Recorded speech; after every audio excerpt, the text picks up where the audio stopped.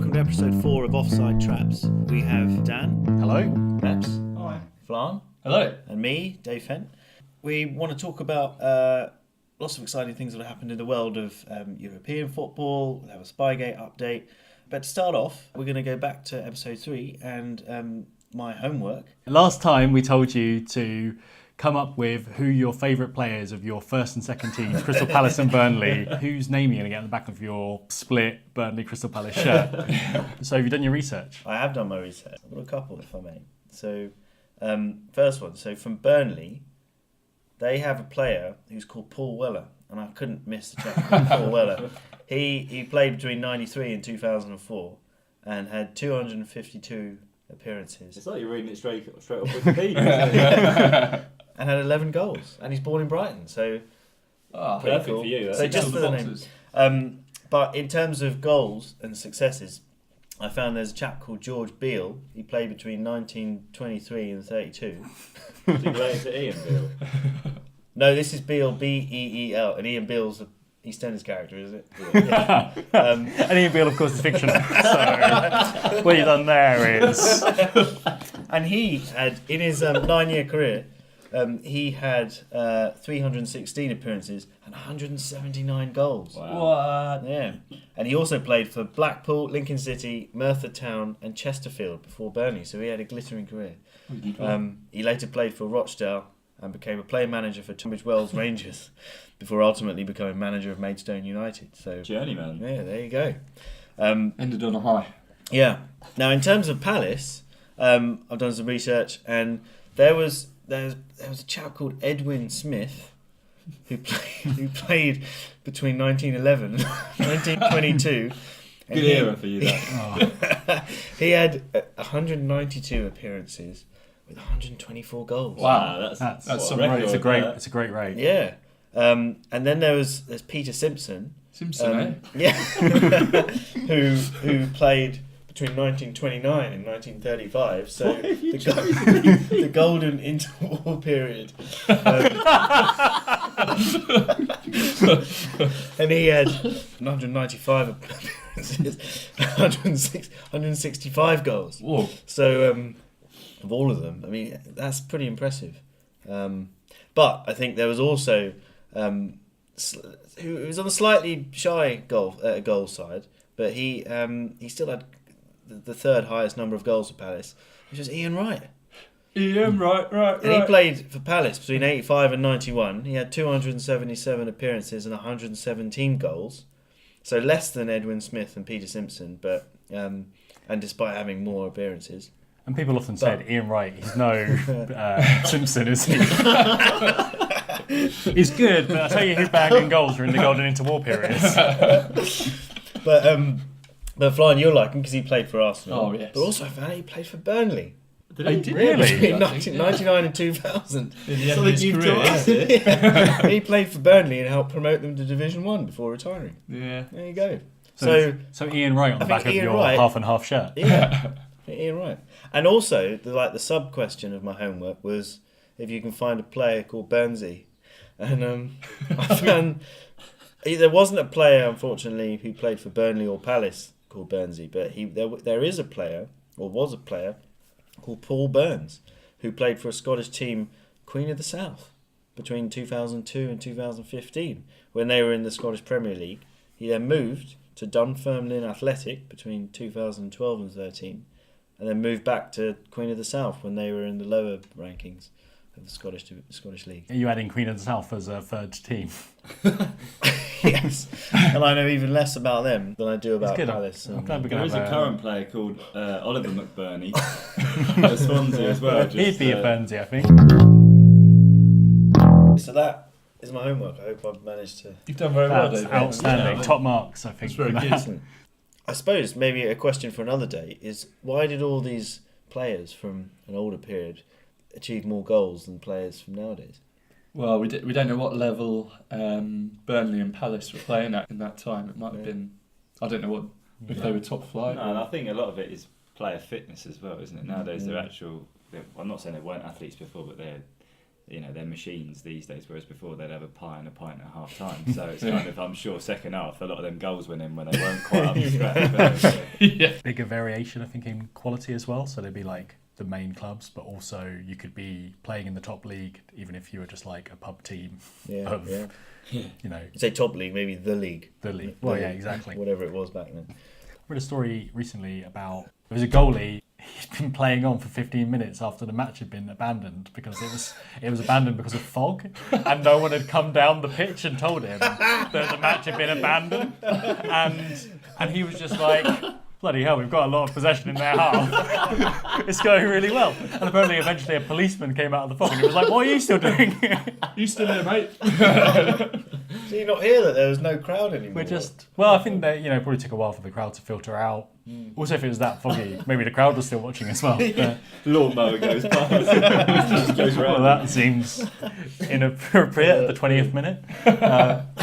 Don't have the information about who that was or what ground it was or when it happened, but that is a story that I read on the internet. That's a funny story. Well, the internet brings us some great It's stories. full of some great stuff. Flam, what have Arsenal been up to? They are a bit of a roller coaster. Arsenal Twitter isn't a very good place to be. Like, people are already talking about whether or not Emery should remain as the manager. And the fact is, he's we're 5 points better off than at the same point last season. I think that's what you've got to judge him on, really. We're 1 point off the top four, so we're still very much in the race. It's become a lot more complicated since Solskjaer took over at Man United. But with Chelsea wobbling as well, I think Arsenal are well and truly in the race for the top four. So since the last episode, we lost to Borisov away, where we played 5 at the back and 2 holding midfielders. Well, 75-year-old Alexander Hleb still got it. Yeah. Come back to haunt you, yeah. That's it. But then we did all right on the home leg and went through in the end. And we've got Rennes in the next round, which is one we'd certainly hope that we win. And it's a return for Peter Cech to the club he was at before he went to Chelsea. Who was that? Was it? Yeah, he was at Rennes. Okay. So pretty hopeful we'll progress in that. Looking at the teams that are left, that should be we really want to win that tournament. You need to, don't you? Yeah. Well, that's Emery's Europa League Speciality. specialist. Yeah. How's he times he went for Seville? 3 times, maybe? 3 on the bounce, yeah, I think. So Can't argue with that. yeah.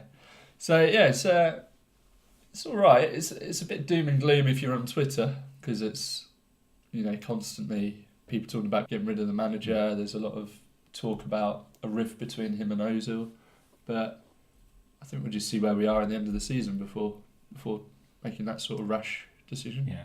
I mean, it seems like a better place to be than when United replaced Ferguson and Moyes came in. I mean, it seems like Emery is a better appointment than Moyes, is what I'm saying. Yeah. For a kind of equivalent situation. But he's got to change everything there, isn't he?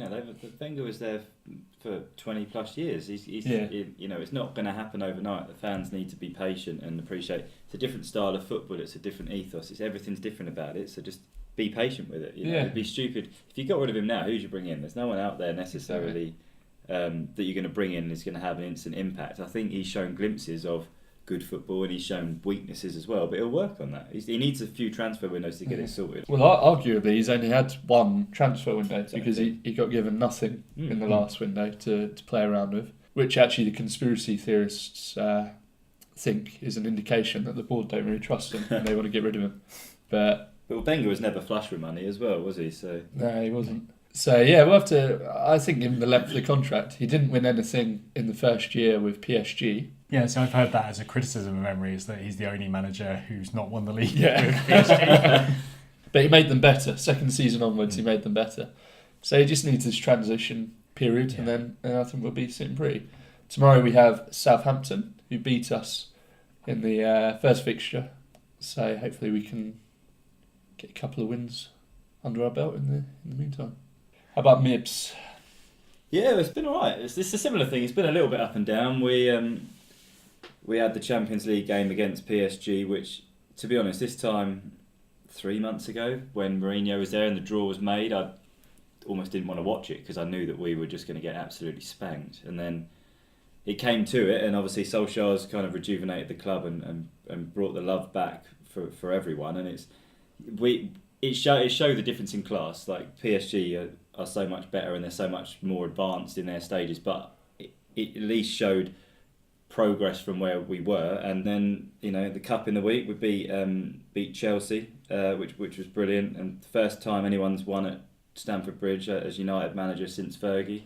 So yeah, through to the next round of the cup away at Wolves, which will be a tough fixture. Really, because they turn up against the big teams. Wolves, it was Wolves and City were actually the two I didn't want. Yeah. Because they've had a brilliant season. But the biggest game of the season for us tomorrow at home to Liverpool. The last game against them was Mourinho's last game because it was that sealed his fate. So. Going into tomorrow with a lot more optimism, but yeah, anything can happen in that game. But I'm still happy, still in a lot better place. I still wouldn't necessarily announce him as manager yet. I don't think they benefit from doing it yet. I'd still wait to the end of the season or April time once we've got through the tough fixtures and see where everyone is. But certainly going in the right direction. So yeah, very happy. Fulham. Well. So last time we spoke was just after the incredible 4-2 comeback against Brighton. Oh. I started to feel shoots of optimism, and then it's been 3 defeats on the bounce, including defeats to Palace and to West Ham, which are the sort of games we were sort of hoping maybe something would happen if we were going to turn it around. So I'm pretty much resigned to relegation.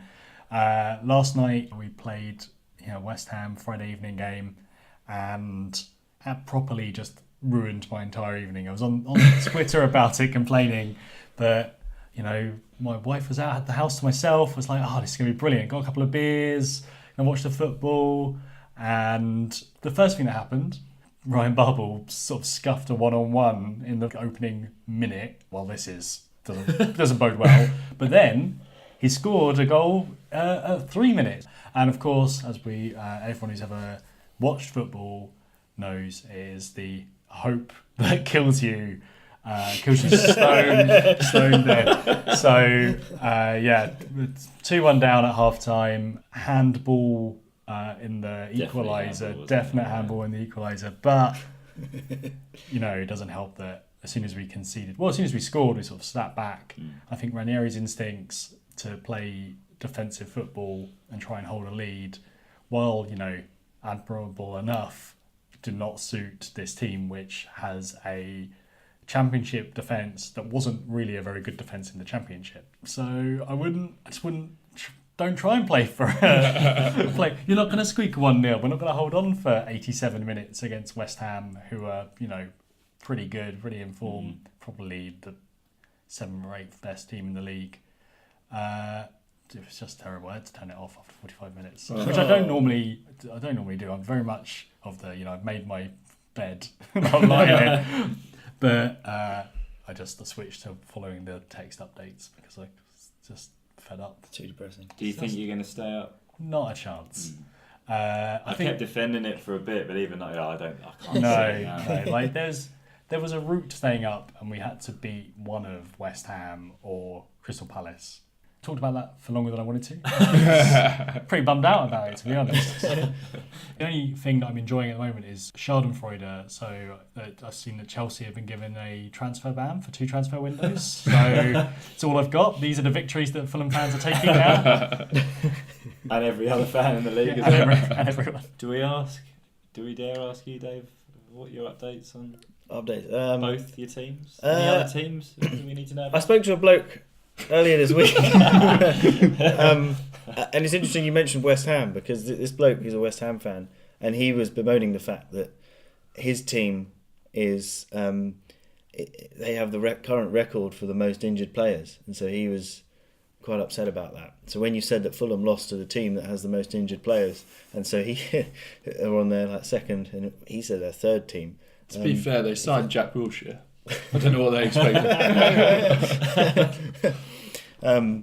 So that's my update for this week. They actually spoke to a guy. A team you don't support has the most injured players. It could be a team I support. Are they worth supporting? I mean, they've just beaten his They've team just last had- night. I'm sorting the on wounds. the rules that we've been established last week, I'm a West Ham fan now. Although I've gone through quite a few teams this year. It seems to be fun. I personally never liked West Ham, and I'll tell you why. I don't want to start an argument with the West Ham supporters and listenership. I lived with someone at university who was a West Ham fan. He was really annoying. And it sort of rubbed off in the entire club for me. It was during the whole the Tevez Mascherano affair where they had broken some league rules, or not broken them, and it was all a bit kind of dubious. And not only did he just wouldn't engage with the fact that a rule might have been broken. It was really frustrating to try and have a conversation with him about it because he was such a dedicated fan. La, la, la, He was, he had his fingers in his ears. That's That's it. And for that, hate West Ham. It's a rubbish stadium as well, isn't it? It's like the running track around the ground. It looked, watching the game last night, it looked like the atmosphere looked like it was just drifting away in that space between the supporters and the pitch. And it's kind of an easy criticism to make. But they've got a bubble machine, so That's pretty good. yeah, it makes up for it. My son's got a bubble machine. He's 2. He's got very much the same interests as the West Ham supporters and the stadium design. Speaking of breaking the rules, that's a good link onto our next subject, an update on the Spygate story. So I've heard that Bielsa, Flan, you're really good at pronouncing his name. Yeah, it's either that or Bielsa. There's no way. It's never been confirmed. I still every now and again just laugh at things if it comes into mind. But apparently Leeds United have been fined £200,000 for breaching the English Football League rules. And in fact, so when we were talking about this last time, I was referring to the FA rules, which I would have thought would have covered this. But again, my football ignorance meant that I didn't know that there was this thing called the EFL, and they have their own rules. And apparently it was Rule 3.4 that was breached by Leeds United for not behaving with the utmost good faith in relation to the game and other parties in the game. So you would have probably found that one if you. Well, if I'd known that there was something called the English Football League. I mean, do you guys know how the EFL fits in with the FA? So if the FA is like the toppest level of all football that happens and that's the UK. That's international and club football. Yeah. And then within the sort of club section that's covered by the FA, you've got the Premier League, which is its own entity, and then the English Football League, which I assume is the Championship down to League 2. And then I think the non-league teams might come under a separate set of rules, but I'm not certain. I don't know if the EFL covers... I mean, you'd assume that English Football League doesn't cover teams that are non-league, so I think the conference might be a separate set. Yeah. So, £200,000, that sounds quite steep, but I read a few comments on this. So apparently David Seaman, did you read about this? David Seaman wrote and said, why the hell are they bothering with this? There's other problems with the game that they should find much heavier. Well, Dave, the interesting thing about David Seaman is that he actually used to play for Leeds. So I think that's why he's tweeted that. Yeah. No bias there then, obviously. Yeah. And another bloke who was a Leeds United fan set up a GoFundMe page. Did you read about this? To pay the fine for Leeds United. What are they up to? I think they're up to only about £4,000. So It still feels like a lot to give to a club. Considering that the club could probably afford it a lot more than that bloke and any of the people who... It did drag on quite a while though, didn't it? It dragged on far too long. I mean, we mentioned this a long time ago, probably a month ago now, and it should have just been sorted and done in a week. I don't know why it was just been resolved. I mean, they knew they had the rule book. It wasn't like where they had to go through it line by line to find where it was they'd broken the rules. Yeah. Also, and there's only so much you can fine people in the world of football. It's ridiculous. But if Leeds get promoted, £200,000 is like absolutely nothing, is it? Really? I think weren't they quite happy that they didn't get a points reduction because that could have been one of the available sanctions. That would have been actually damaging to their to the club. Whereas this, it'll only seem like a good investment. That's cheaper. So it's like a slap on the wrist, basically. Well, I don't think there's a player that Leeds could buy for £200,000 that would come anywhere near to get into their squad. Yeah. But as an investment to get up, it's like billions of pounds to get into the Premier League. Yeah. So basically, Bielsa's got away with cheating. Well, I mean, he has been caught. It's just the punishment is negligible. Yeah. The difficulty is as well is because there isn't any specific rule on it. They've had that you can't enforce too high a sanction when there isn't. Technically, there isn't a rule that they. That's bizarre, isn't it? That there isn't. I mean, a rule that may change going forward. You'd think that with all the detailed rules, I mean, and I've been through the FA rule book. I've been through the EFL one, I'll admit, but I've been through the FA one, and it's long.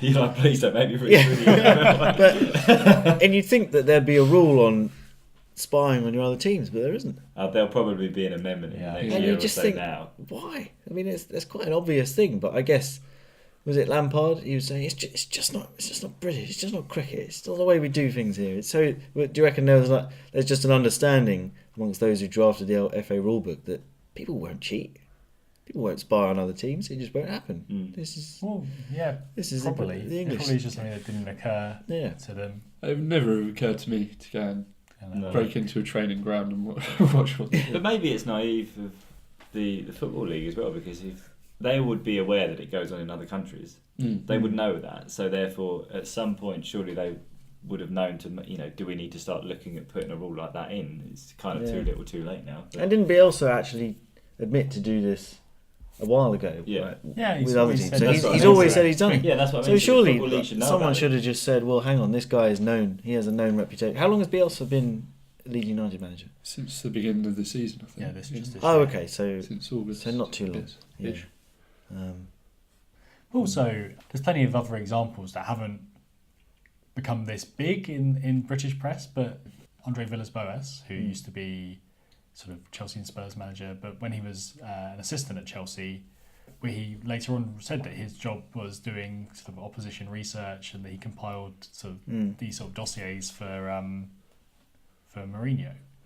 And I mean, which is funny, so Frank Lampard's the person who was being managed, he probably has seen a Andre Villas-Boas dossier on a player that he's had to mark in a match that would have been partly compiled from some training ground spying. Allegedly, possibly. But AVB has kind of said that. Also, Mourinho came out and said about breaking the Champions League ban rules and hiding in the in the laundry bin to get into the ground so he could manage the team against Bayern Munich. And again, Lampard was in that team, so he's not, for all of his it's just not cricket chat. It's it was perfectly acceptable when he was, benefiting from the rules being broken. So European football is back on again. We're in the knockout rounds of the Champions League and the Europa League, and that got the three of us thinking. Dave, what do you know about European club football? Well, I know there's an entity called Europe. I know there are loads of European clubs. I don't really know much about the European leagues or the European Cup or whatever. It's just good football, isn't it? Just good football. Well, a lot of people would say that when the knockout stage of the Champions League start, that's basically when the season actually gets going. What are things that you guys like about the European games, the European teams? Well, for me, it's you've got the best players from all around the world in the best teams. So it's as a spectacle to watch. It's as I say, it's arguably better than the World Cup at points. Don't get me wrong, I still love the World Cup and probably my favourite thing to watch in terms of football. But the Champions League, not so much the Europa League, apart from when United did win it, which obviously was different then. But the Champions League, it's just an amazing spectacle. Like I say, there's so many good memories of games that obviously for me the favourite was the treble winning '99 game, which actually it's the anniversary this year, and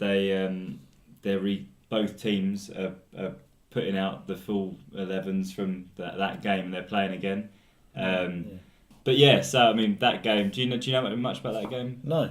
So we were we were 1-0 down to Bayern Munich. And hang on, going back, when was this game? 1999. Yeah. I had the dentist that day actually, and I had two back teeth taken out, and mouth was all numb. I remember it because when, going off on a bit of a tangent here, but when we scored the winning goal, I cheered so loud that my mouth just started bleeding everywhere, and I was like holding it like a drip tray while I was like trying to not bleed onto the sofa.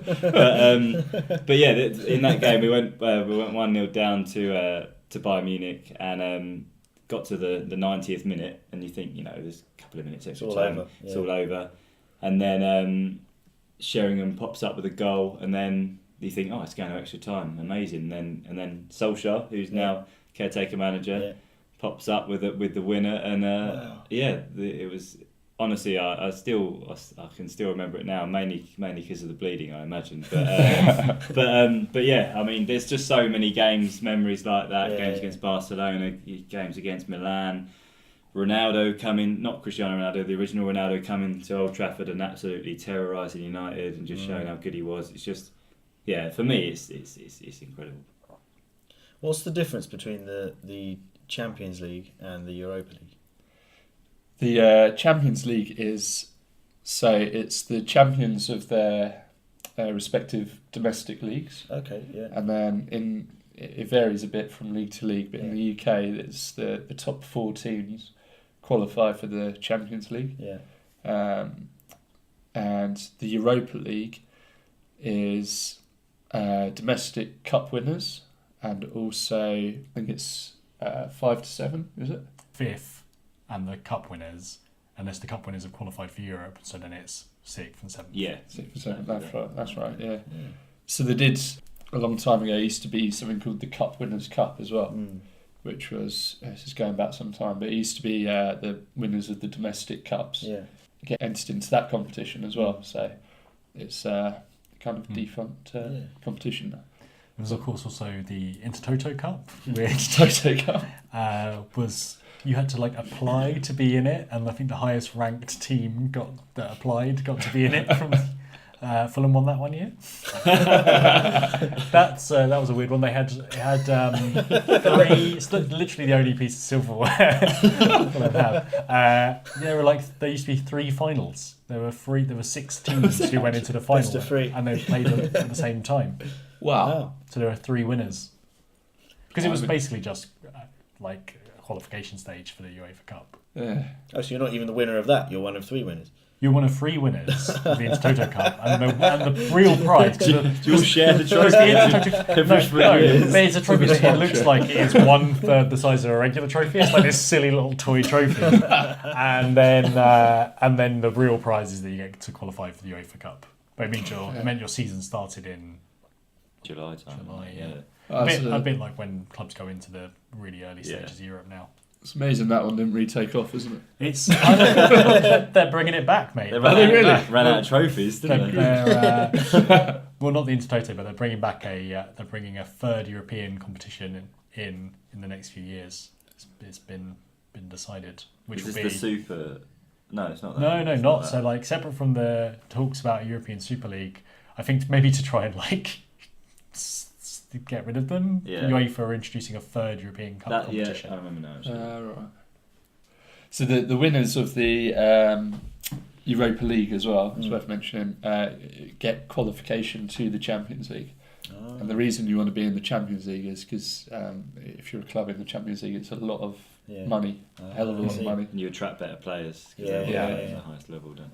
So last time we were talking about the FA Cup and how, you know, you guys like it because it's English football and it's all the teams in the whole league playing together and anyone can win. But this is you love it, but for different reasons, because it's like amazing football. Yeah, it's the creme de la creme of football.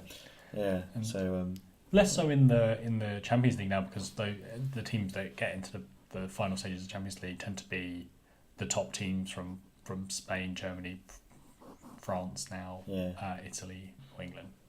And we kind of see those teams a lot, but I always think in the Europa League, that still has that element as well of who are these people? Like, have you ever watched like Borisov play? And then you will see like one or two players, you're like, hey, they were actually quite good, and then they'll turn up in a big club a year or two later. So there's a lot of players who make their names in the Europa League and kind of gain wider attention. That's what I mean, Didier Drogba is a good example of being just absolutely dominant in the Europa League for Marseille 15 years ago, and then getting signed for Chelsea and becoming one of the sort of world's top strikers. Wow. The reason I don't, obviously as an Arsenal fan, I want to be in the Champions League, but I've actually quite enjoyed the Europa League matches because it gives Arsenal the chance to play some of their younger players, and they get really good experience of kind of European football. So it's probably been quite beneficial for people like Ainsley Maitland-Niles, who's now in the first team and playing most weeks. There's Emil Smith-Rowe, who's gone to Augsburg in Germany.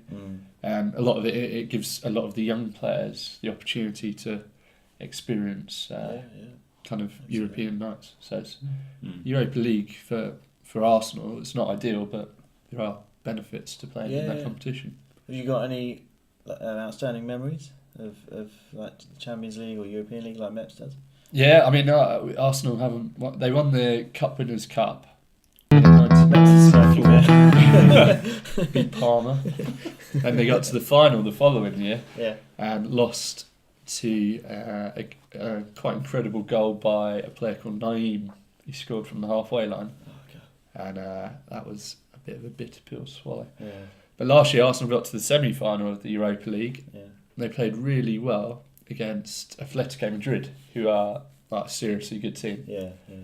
And they're quite a sturdy defensive unit, Atletico Madrid are, and Arsenal really were on the front foot for a lot of the two legs, but weren't able to break them down, unfortunately.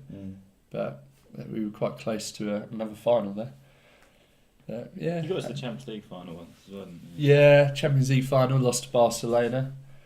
We were a bit unfortunate there because there was a bit of a there was a goal ruled out by Sol Campbell that perhaps should have stood. Has Sol Campbell ever scored a goal that was ruled in? I swear. England, that was, always. That was against Argentina, wasn't it? When Owen scored that worldie goal, that was in that tournament. And he had another one against Portugal once as well. It's like, what? They should have stood as well, shouldn't they? I feel like they were both fine, or they would have been fine in the Premier League at the time. And then our keeper got sent off as well, so we brought on our substitute keeper. If those two things had not gone against us, maybe we would have won that. Well, there's always this year or next year. There's not this year. Not this year. Okay, the Europa League. I love the Europa League. I mean, as a Fulham fan, obviously, bloody love the Europa League. Oh yes. That was incredible. That was got to the final of the first ever Europa League after season started at the first or second qualifying round that time. So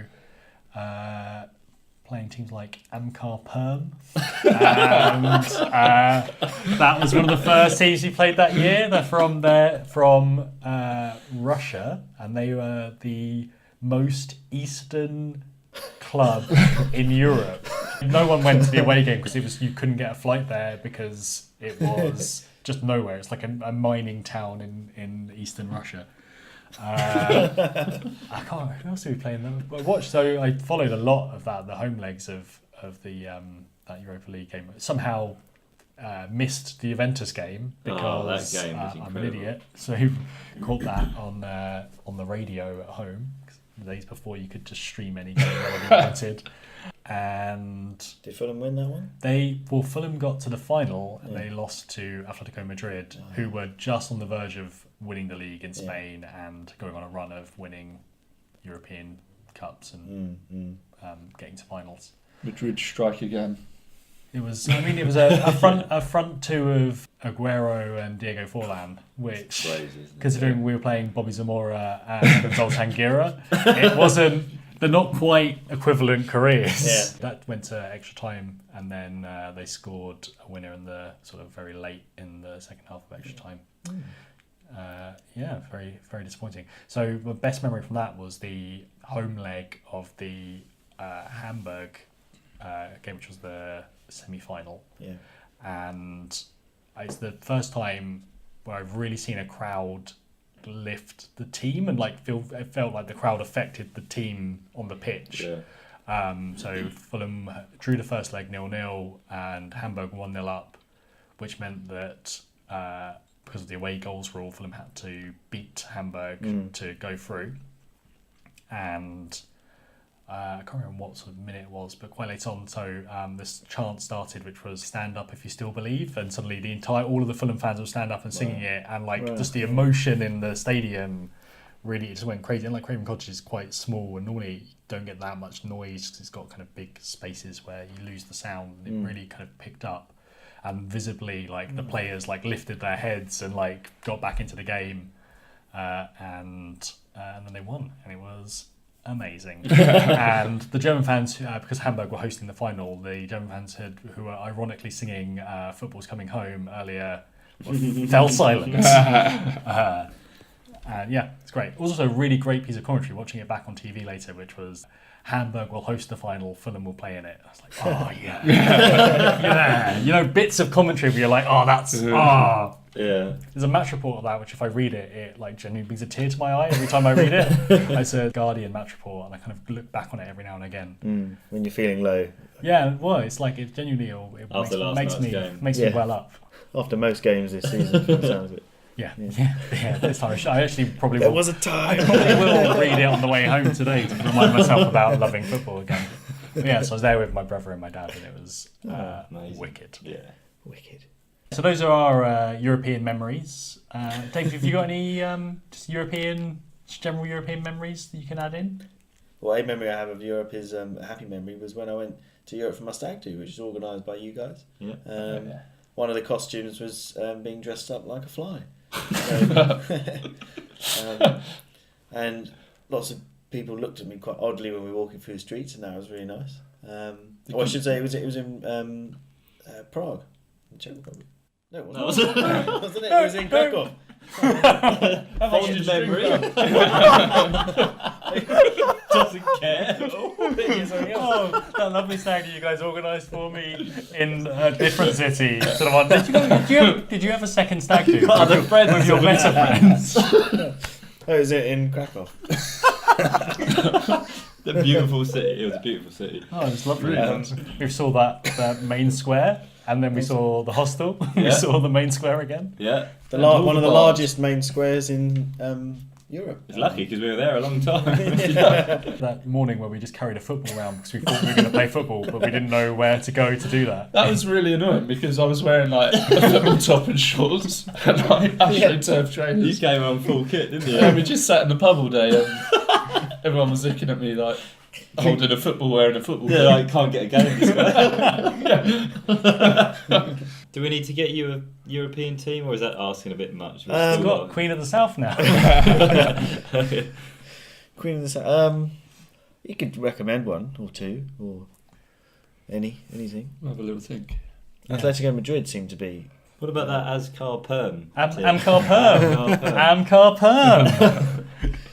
Yeah, I don't think you're ready for Atletico Madrid. I think you would like Amcar Perm. Need to travel to a couple of away games first. Yeah. All right, I'll have a look at that. Okay, Dave, we've got a few questions in from Twitter for you. Question 1 from Bruv, actually, at Grebo2812. Let's have a look. Right, so Dave, who was Crystal Palace's first purchase when the transfer window started in 2002-2003? Ian Wright? No, he would have left by then. Look at you, your knowledge. Uh, Come on, Dave. You spent hours on Wikipediaing your favourite players. Alan Pardew? No, he would have played in the 80s, maybe. No, he would have played in the 80s. only 15 years difference there. Any more guesses, Dave? Not Alan Pardew? No, I can't think of anyone. Is it someone quite famous that I mean, most you people- probably won't know them. So the answer is Danny Butterfield. Oh, of course. Just on the tip of my tongue. Just on- He nearly made the cut for your favourite players, didn't he? According to Wikipedia, so I haven't double checked. But okay, and then You better check with your brother that is the right answer. Yeah, I because will, he yeah. might be thinking that it's someone else. question 2 for Dave. Okay, this is from Ricky Marcel Pitcher, Regular tweeter. Regular listener. Regular listener. RM Pitcher. Hi, Ricky. Hello, Ricky. Right, can you match up the first and second parts of these names? Oh, what a question this is. So the first one, Blackburn. As in, second part, Blackburn And then Rovers. give the option. That's it. Yeah. Bolton. Wanderers. Yeah. Glasgow. Rangers. Celtic. Sorry. No. It could have been either. Sheffield Wednesday. United. Again, it could have been either. West Brom. West Albion. Bromwich. Yeah. That's it. Oh yeah, Albion. Oh, there you go. The answers are below. There you go. Yeah. I shouldn't have shown you this tweet, should I? So that's top marks, isn't it, for that? Yeah, for the Very Twitter good. section. Thanks again, Twitterers. As you see, Dave loves doing your questions. He looks so happy. now. I always welcome your He's questions. got a big smile on his face. Okay, so now time for the quiz. Yeah, Dave's quiz. First question: which European team beat Fulham in the Europa League 2010 and Arsenal in the Europa League 2018? Atletico Madrid. Very good. Wow. Good, well remembered. Your Tick. second team in Europe after Campaign. Yeah. Next question. And this is a two-part question. Okay. What was the final score of the 1999 Champions League final between Man United and Bayern Munich? Was it 2-1? It was 2-1. And the bonus part, how many teeth had Meps had removed that day? Was it 2? Is it 2? Yes, it was. It was 2. Is it a point for each two? Goal. Yeah. And round to the art round. The art round, Dave. Yep. Using this picture of, who I'm led to believe is Oscar the Grouch for reference. Can you draw Mourinho hiding in the clothes bin? And this will go on Twitter. Okay. That's great. But that's, perfect score on everything apart from the art round. We have to see what the Twitter fans say about your See what the outcome is there. Mourinho. Oh, this is good so far. Yeah, sorry, the got detailing on that. I mean, listening to this must be. No. Right, so the next thing for us to do is to also set you your homework. Why is the bin got a load of Johnnies this hanging off it? They're just clothes. Whose Clothes hanging are off. they? They look. I tell you what, they look soiled. Dave, we've got some special homework for you. One thing we haven't really talked about the European football is the exhilarating sound of the Champions League theme. Oh, it used to be my alarm in the mornings to wake me up every day. That is It was the inspiring. perfect, Bloody hell! perfect thing to wake up to. For your homework this week, we'd like you to learn the Champions League theme on your bass guitar. All right, I'll do that. What does it sound like, the Champions League theme? Or is that part of the research? Maybe maybe that's part of the research because I don't believe we had the copyright to play. Yeah. But then do I have the copyright to... We Am I can allowed play to... your recording of it. I think that'd be fine. Really? Yeah. That could be breach of copyright in its own right. Well, I don't think you're going to be that good. No. Can you make it a slap-based version? Can I just make it up and say this is an artistic Your interpretation? Well, I think I'd like to hear a few bars of the Champions League theme and then maybe a few bars of how you would change it. Yeah, would this you- sounds good. Yeah. A two-part homework. How would you improve the Champions League theme? Make it more inspiring. As you finish off that drawing, I think it's probably time for us to name the podcast. Any ideas, guys? Well, given David Seaman's input into the Spygate, Seems a shame to waste the opportunity. there's so many opportunities. Hashtag Stevens Ruminations. Yeah. Hashtag thoughtful seaman. Yeah, that's right. Hashtag Leeds with Seaman. Hashtag Seaman on rulebook. Hashtag Seaman on Bielsa.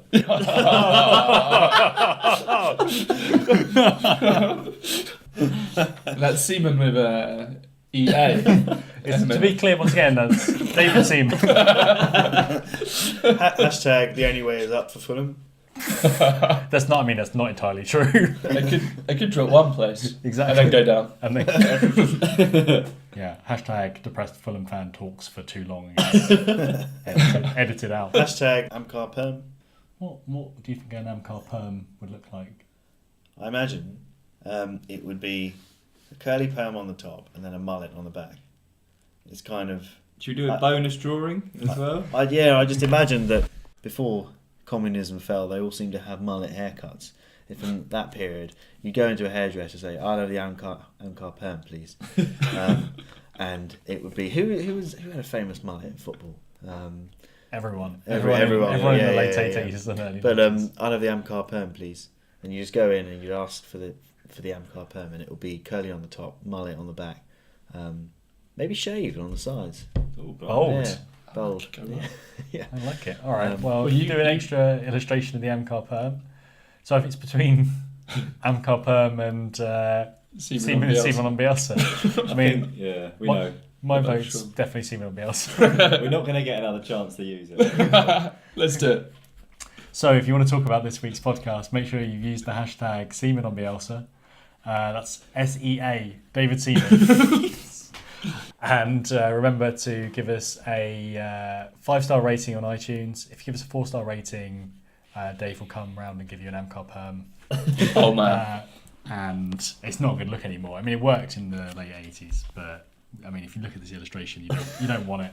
And he had 4 You don't want fingers it in now. the late 80s as well. That's right. Yeah, they weren't all about anatomical accuracy in the 80s.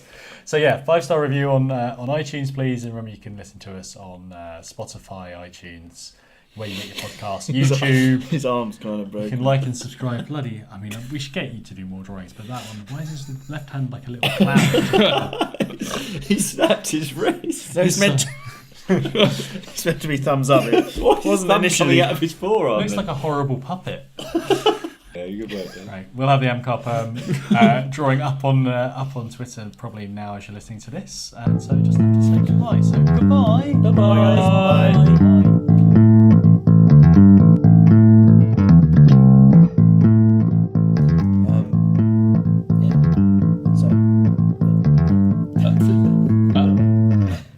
So on that note, I think we should say bye to everyone. What do we already take a Oh, bye? we want to say bye.